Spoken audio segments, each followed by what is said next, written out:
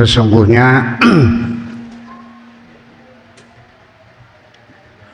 kita ingin menteladani Kanjeng Nabi Muhammad yang lahir pada tahun 571 sampai sekarang sudah 1300 tahun lamanya. Kemudian lagi sejarah Nabi Muhammad itu ditulis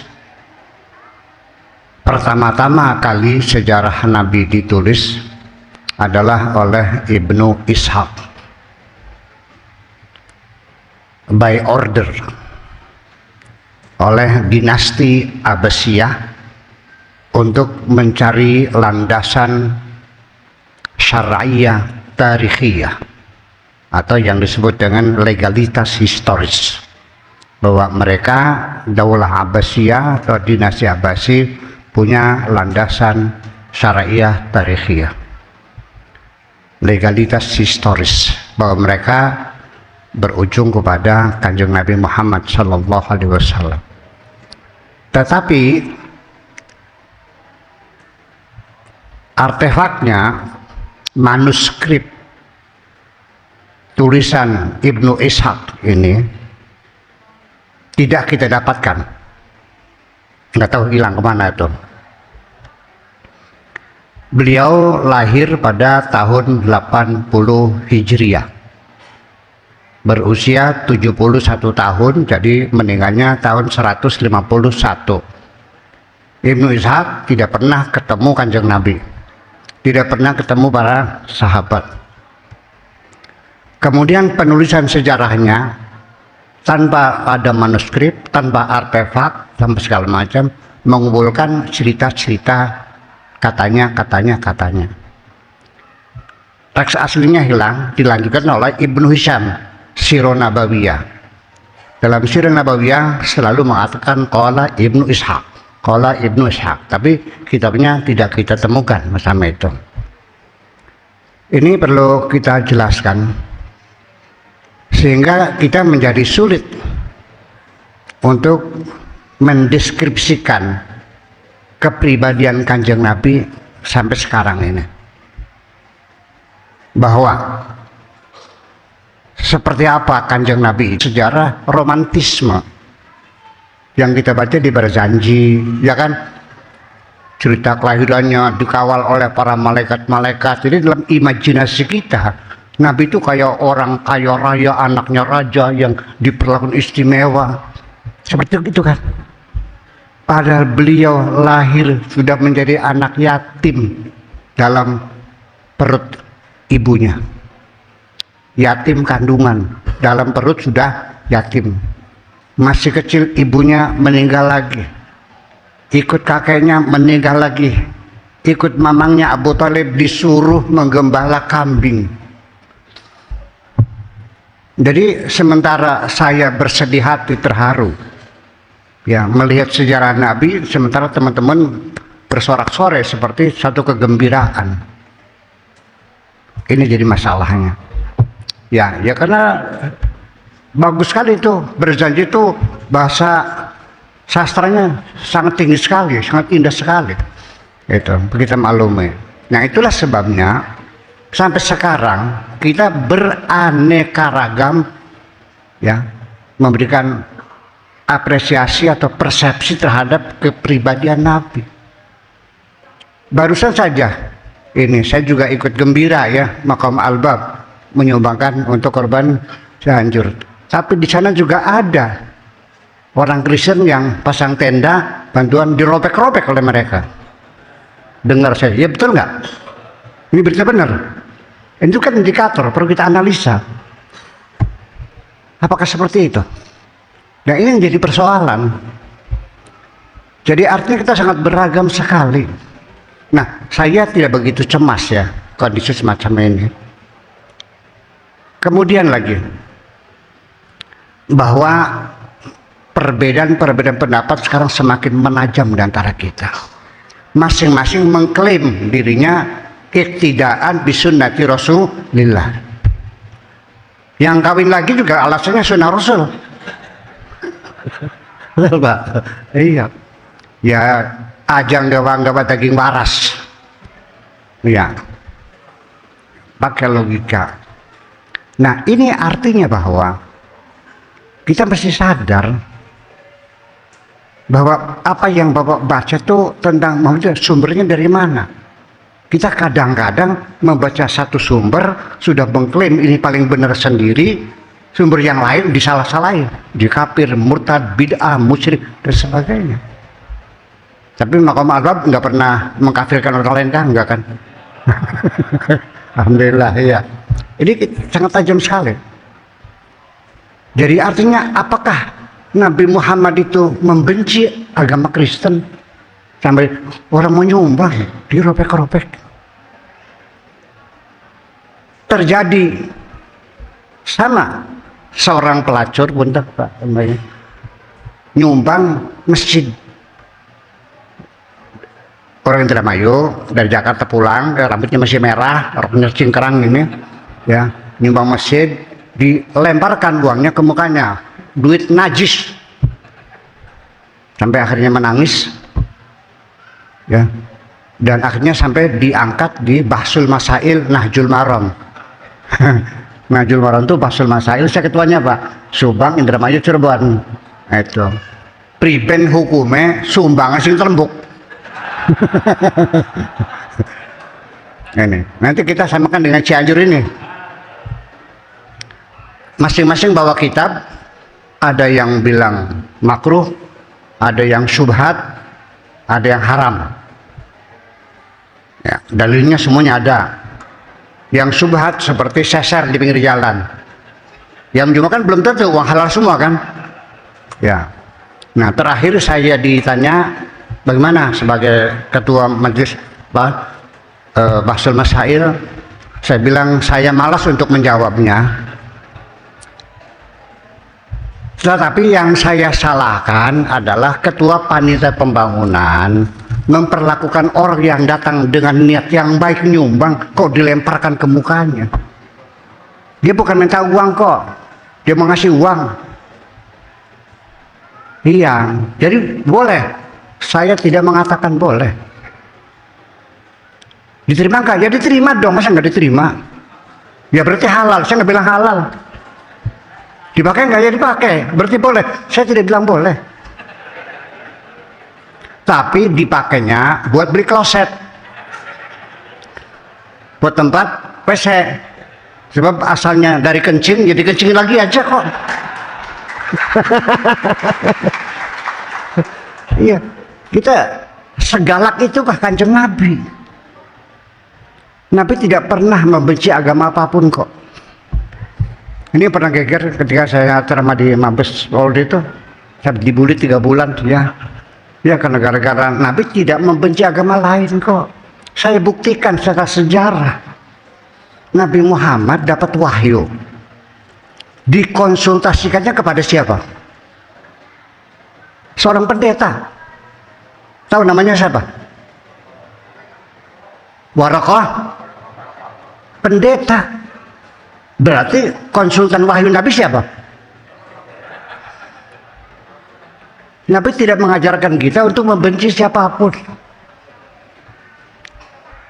Kemudian ketika sahabatnya ditindas, dihijrahkan, minta perlindungan ke negara Nasrani kok, betul nggak? Betul nggak? Khadijah tidak mau di poligami.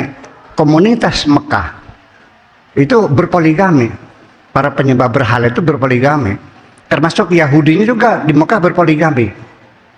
Aslinya tidak boleh berpoligami. Tetapi karena Yahudi yang ada di Mekah itu penganut Talmud, ya, ajaran Talmud dari Irak, maka dia berpoligami. Yang tidak berpoligami hanya orang Nasrani. Saya tidak mengatakan Khadijah Nasrani ya. Tapi indikatornya aja, karena sejarahnya tidak dijelaskan sih. Iya kan? Nah, Siti Aminah itu anaknya Abu Qabas. Iya. Abu Qabas ini Nasrani. Silakan dibaca di Ibnu Hibban jilid 2 ada. Ya, saya bukan ngarang, saya kan dituduh ngarang. Nur kitabnya ada aja. saking pesirane beli maca. Iya, ya semacam itu. Sampai terakhir saya cerita, ketika Ka'bah itu ditaklukkan, maka ditaklukkan dan berhala-berhala dihancurkan, lalu mereka masuk ke dalam Ka'bah, semua gambar-gambar dihapus. Ya, Nabi menutup salah satu gambar yang ada di tembok Ka'bah itu. Ulhu jami'a suwar ma'ada tahta yadayya. Yang saya tutup ini jangan dihapus. Begitu dibuka gambarnya Siti Maryam lagi ngemban Nabi Isa, sedang ngemban Nabi Isa. Ini cerita ada di 4 kitab, ada di Akhbaru Makkah, maka dilihat, ada Tarikh Islam Az-Zuhari, ya, dan ada lagi di Fathul Bari, syarahnya Imam Bukhari, ada semuanya. Diboleh ngarang katanya. Berarti literatur kita sangat terbatas sekali kalau begitu. Kurang baca. Persoalannya, masa saya ngarang, ya kan? Nah itu persoalannya. Jadi ini ya fenomena yang kita sekarang ini semuanya mengatakan menteladani Nabi, tapi masa ya Nabi membenci? Apakah persyaratan mutlak kita menjadi umat Nabi Muhammad itu harus membenci agama lain? Tidak sempurna kalau tidak membenci agama lain. Nggak ada kok. Nah nanti sesungguhnya akhirnya bukan antara agama kita agama lain. Di dalam agama kita juga saling benci membenci, bahkan lebih tragis, lebih sadis lagi. Ini yang perlu kita selesaikan. Yang bunuh-bunuh orang di Yaman siapa? Orang Islam sendiri kok, betul nggak? Yang bunuh-bunuh orang yang di Irak, Islam juga. Yang di Syria, yang di Tunisia, yang di Libya, sampai sekarang. Jadi umat Islam saling bunuh-membunuh itu bukan sekarang saja, sudah dimulai sejak awal Nabi meninggal dunia. Detik pertama Nabi meninggal itu umat Islam gara-gara politik. Nah ini makanya tadi pesan bagus nih, jangan berpolitik ya. Iya. Kalau kita bertengkar, pasti kita bertengkar. Tapi boleh anggotanya berpolitik boleh, tapi organisasinya jangan dibawa ke politik. Ya karena politik. Jadi saya menafsirkan hadis Nabi al-qatil wal maktul finar. Yang membunuh, yang dibunuh masuk neraka. Sahabat bertanya, bagaimana ya Rasulullah orang dibunuh kok masuk neraka? Bukannya yang membunuh? Kata Nabi, dua-duanya sama ingin membunuh, hanya yang satu keduluan. Dua-duanya ingin membunuh, yang satu keduluan. Nah, maka bagi saya permusuhan antar sahabat, Abu Bakar mati diracun, Umar mati ditusuk, Utsman mati dibacok, betul nggak? Ali mati injak-injak, Husain disembelih. Ini bukan pertengkaran agama, ini konflik politik, kepentingan politik. Jadi kalau politik, ya tidak masuk dalam hadis al-qatil wal maktul finnar. Begini kalau politik mah. Jangan nyebut partainya lah, nanti tersinggung lagi. Ini partai HP, partai kacamata. Masing-masing berebut kekuasaan. Karena menurut partai HP, dengan cara ini negara saya akan maju. Kata partai kacamatanya, dengan cara ini negara pasti maju. Dua-duanya beradu konsep.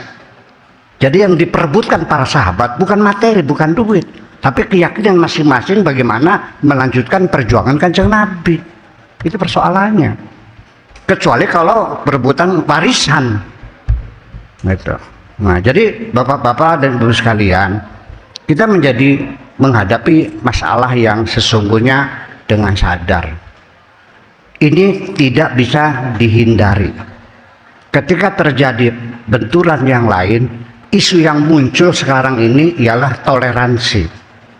Sesungguhnya saya tidak begitu tertarik dengan toleransi itu. Karena toleransi itu adalah bargaining, tawar-menawar. antara bagian-bagian komunitas itu sendiri, dan ujungnya adalah hanya menyembunyikan kebencian, dan prosesnya adalah nanti mayoritas mentolerir minoritas sebagai anugerah. Minoritas merasa berhutang budi kepada mayoritas, dan itu tidak bisa abadi. Yang saya minta adalah kesetaraan. Jadi tidak ada minoritas berhutang budi kepada mayoritas, tetapi kesetaraan, suku apapun, agama apapun yang ada di negeri ini punya kesetaraan. Dan ujungnya nanti kalau kita sadari tidak akan pernah selesai kalau kita menteladani Nabi sampai yang pernik-pernik yang kecil-kecil. Kita usung kasus besarnya saja, hanya 2 yang kita kawal, yaitu supremasi hukum dan keadilan sosial berdasarkan kesetaraan. Itu aja. Sebab kalau tidak, kita terjebak. Yang diteladani apanya? Budaya spiritualnya apa budaya materialnya? Kalau budaya material sudah selesai, sudah ditelan zaman. Saya keliling muter-muter ya, peradaban Funikia, peradaban Kartagina, peradaban Romawi, lihat kolisium, ya kan gitu. Ini tempat raja mandi, ini tempat gladiator, ini terus ya udah selesai. Termasuk mujizat juga Nabi Musa membelah lautan, ya terus ya udah selesai. Yang kita teladani adalah peradaban kebudayaan spiritualnya, bukan materinya. Bukan karena Nabi pakai jubah, kita pakai jubah. Nabi jenggotnya panjang, jenggotnya panjang. Rambutnya panjang, panjang. Pakai sorban. Karena saya mau nanya, setelah bapak-bapak pakai sorban semua, negeri ini maju nggak? Setelah saya pakai jenggot terus maju nggak? Nggak ada hubungannya sama. Yang buat kita maju itu adalah menteladani akhlakul karimahnya Kanjeng Nabi. Tidak semudah itu. Makanya tadi ayat bilang, laqad kana lakum fi rasulillahi uswatun hasanah, bukan mathalun, bukan nabudajun, tapi uswah. Dan itu tidak semudah itu, ada syaratnya. Liman kana yarjullaha. Yang kedua wal yaumal akhirah, dan ketiga wa dzakarallaha katsiran. Nanti kita bahas belakangan. Yang penting akhirnya kita dalam meneladani Nabi ini, kita terjebak pada agama seremonial, ibadah seremonial. Kita terjebak ibadah seremonial, sembahyang gerada geruduk, umroh enggak tahun, anak yatim pating trektek. Betul nggak? Paradigmanya berubah. Kalau di kitab-kitab kita baca, kalau orang sholatnya itu tidak beres, maka semua amal baiknya tidak diterima. Begitu kan? Di Al-Qur'annya malah sebaliknya, ketika anak yatim terlantar tidak diurus, anak orang fakir tidak dikasih makan, maka sholatmu dibayar dengan well. Sok pilih mana, hadis atau Al-Quran? Malah sebaliknya, kita meninggalkan ibadah sosial, ibadah seremonial kita tidak dibayar oleh Allah dengan well. Fawailul lil musallin.